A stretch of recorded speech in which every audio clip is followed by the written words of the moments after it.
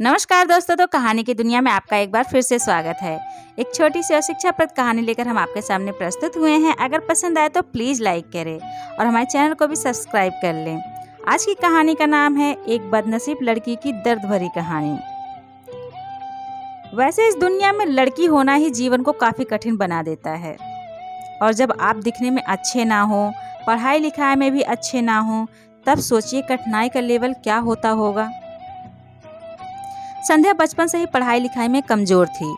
रंग उसका सांवला था, नाक नक्शा भी बाकी लड़कियों की तुलना में इतना खास ना था। ऊपर से भगवान ने दांतों की बनावट भी टेढ़ी मेढ़ी दी थी। जब संध्या छोटी थी तो बचपन में स्कूल के बच्चे चिढ़ाते, बड़ी हुई तो गली मोहल्ले के लोग उसे देखकर मुंह फेर लिया करते। कोई भी उसका दोस्त बनने के लिए तैयार न था। उसके रिश्तेदार भी कुछ खास उसे भाव दिया ना करते। बस एक उसकी माँ ही थी जिसे उसके सूरत या लुक से कोई फर्क नहीं पड़ता। माँ संध्या से और संध्या माँ से बेहद प्यार करते थे। दुनिया भर की आलोचनाओं को सहने की शक्ति थी माँ संध्या के लिए। जब कोई उसे डफर बोल देता या जब कोई उसे बदसूरत बोल देता, जब संध्या को शादी के लिए देखने आए लोग उसे बिना पसंद किए लौट जाते, यहाँ तक कि जब खुद के पापा ही उसे मनहूस बोल देते, तब माँ ही तो थी जो उसे समझाती कि लोगों के बोलने से क्या होता है, तू तो मेरी प्यारी बेटी। भगवान के किए इतने सारे अन्यायों के बावजूद संध्या जीना सीख गई थी। वह खुश रहना सीख गई थी। जो भी गिने चुने लोग उससे बातें करते, उन्हें चुटकुले सुनाकर हंसाया करती और खुद भी ठहाके लगाकर हंसा करती। इसके अलावा एक और बहुत बड़ी खूबी थी संध्या की, उसे खाना बनाने में बहुत मज़ा आता था। और ना सिर्फ खाना बनाने में मज़ा आता था, उसका बनाया खाना खाकर लोगों को जो स्वाद आता था वह उनको तृप्त कर जाता था। और यह उसमें अपने आप तो नहीं आई थी।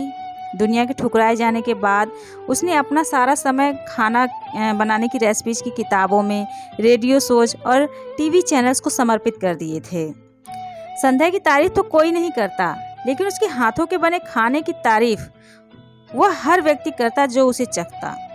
इस एक गुण की वजह से संध्या अपने आजू बाजू की औरतों में फेमस हो गई थी, क्योंकि जिसे भी खाना पकाना सीखना हो या कुछ नया पकवान बनाना सीखना हो तो वह संध्या के पास आती और संध्या भी खुशी खुशी उन्हें सब सिखाती।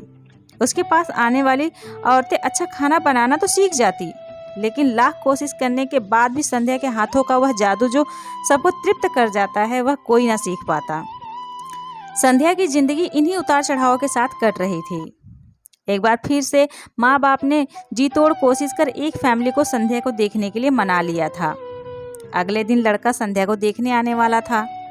संध्या को इस बात की खबर होने पर वह दुखी और गुस्सा हो गई थी कि बिना उससे पूछे पता नहीं क्यों माँ बाप लड़कों को बुला लेते थे और उसका मजाक बना देते थे। माँ ने संध्या को समझाया था कि ऐसा ही होता है, कोई भी बेटी अपने माँ बाप के यहाँ हमेशा नहीं रहती, उसे एक दिन शादी करके जाना ही पड़ता है। अगले दिन संध्या सुबह सुबह ही लड़कों वालों के आने से पहले ही सच समझ कर कहीं निकल गई थी। उस दिन लड़के वाले घर आकर माँ बाप को बहुत खरी खोटी सुना कर गए थे। वैसे भी पापा को संध्या पर हमेशा ही गुस्सा रहता था, लेकिन उसकी इस हरकत ने उनको गुस्से से पागल कर दिया। उस दिन पापा ने संध्या का सारा गुस्सा माँ पर उतार दिया, यह कहकर कि एक मनहूस बेटी को जन्म देकर भी तुम्हारा मन नहीं भरा था, इसलिए उसको लाड प्यार देकर सर पर बिठा लिया है। हमेशा अपनी बेटी के बारे में गलत बोलने वालों से नाराज रहने वाली माँ आज खुद संध्या से नाराज हो गई थी और वह अब संध्या के घर वापस आने की बेसब्री से राह देख रही थी ताकि अपना गुस्सा उस पर उतार सके। सूरज ढलने से पहले संध्या घर लौट आई थी। उसके चेहरे पर एक अजीब सी खुशी थी। हाथों में एक चेक था और एक सर्टिफिकेट भी। संध्या माँ से कुछ कहना चाहती थी, लेकिन इससे पहले कि संध्या अपने मुंह से एक भी शब्द कह पाती, माँ ने उसे खरी खोटी सुनाना शुरू कर दिया। गुस्से में माँ बोलते बोलते इतना कुछ बोल गई कि संध्या ने कभी सपने में भी नहीं सोचा था। माँ ने कहा, बाकी सभी लोग सही थे, तुम सच में मनहूस हो, तुम्हारी वजह से हर कोई परेशान है। अच्छा होता जो तुम पैदा होते ही मर जाती, यह दिन तो ना देखना पड़ता। गुस्से में बड़बड़ाती और सब्जियां काट रही माँ एक बार भी संध्या की तरफ उसने पलटकर नहीं देखा था। संध्या माँ की बातें किसी पत्थर की मूर्त की तरह सुन रही थी। पत्थर की ऐसी मूर्त जिसके शरीर में तो जान ना हो लेकिन आंखों से आंसू की धारा बह रही हो। संध्या ने माँ से पूछा, क्या माँ सच में तुम भी चाहती हो कि मैं मर जाऊं? क्या इतनी बुरी हूं मैं? अभी भी गुस्सा सर पर सवार होने की वजह से माँ ने कह दिया। बिना एक पल भी सोचे संध्या ने सीधे अपने कमरे में जाकर कमरा अंदर से बंद कर लिया था। 1-2 मिनट बाद गुस्सा थोड़ा शांत होने पर माँ को अपनी गलती का एहसास हुआ तो संध्या के रूम की तरफ गई। उन्हें पता चला कि संध्या ने रूम को अंदर से बंद कर लिया है। गुस्से में कुछ कर न ले इसलिए माँ ने तुरंत पापा को इस बात की खबर दी।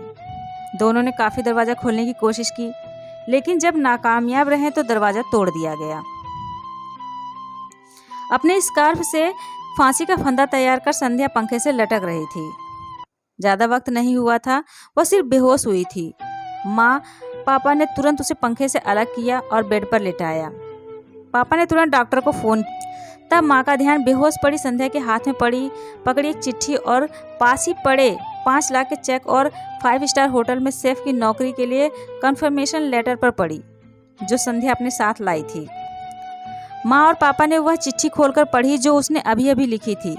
चिट्ठी कुछ इस प्रकार थी। मम्मी और पापा, मैं जानती हूँ मेरे जन्म से लेकर आज के दिन तक मैंने ऐसा कुछ भी नहीं किया है कि जिस पर आप गर्व कर सके, लेकिन मैं आपको बताना चाहती थी कि आज मैं खाना पकाने के नेशनल लेवल कंपटीशन को जीत चुकी हूँ और यह 5 लाख का चेक मुझे प्रथम स्थान लाने के लिए मिला था। जजीज को मेरा खाना इतना पसंद आया था कि उन्होंने मुझे एक बहुत बड़े होटल में बतौर मास्टर शेफ की नौकरी के लिए कन्फर्मेशन लेटर भी दे दिया था। पूरी दुनिया मेरे खिलाफ है, मुझे इस बात का कभी फ़र्क पड़ा ही नहीं था और ना ही बाबूजी की कड़वी बातें मैंने अपने दिल पर ली थी, क्योंकि मैं जानती थी बाहर से सख्त दिखते मेरे बाबूजी अंदर से तो मुझे बहुत प्यार करते थे। प्यार ना करते होते तो बिना मांगे मुझे कपड़े, मिठाइयाँ, पटाखे से सब लाकर ना देते। माँ के प्यार को कोई क्या बयां कर सकता है। मेरी माँ मेरे लिए मेरी सारी दुनिया थी। जब माँ मेरे साथ होती तो मुझे किसी बात की परवाह न होती थी। मेरी माँ मेरी थी, इसलिए मुझे किसी और की ज़रूरत ना थी। मेरी माँ मेरे साथ नहीं है तो मेरी दुनिया मेरे साथ नहीं है, इसलिए मैं आज दुनिया को ही अलविदा कहकर जा रही हूँ।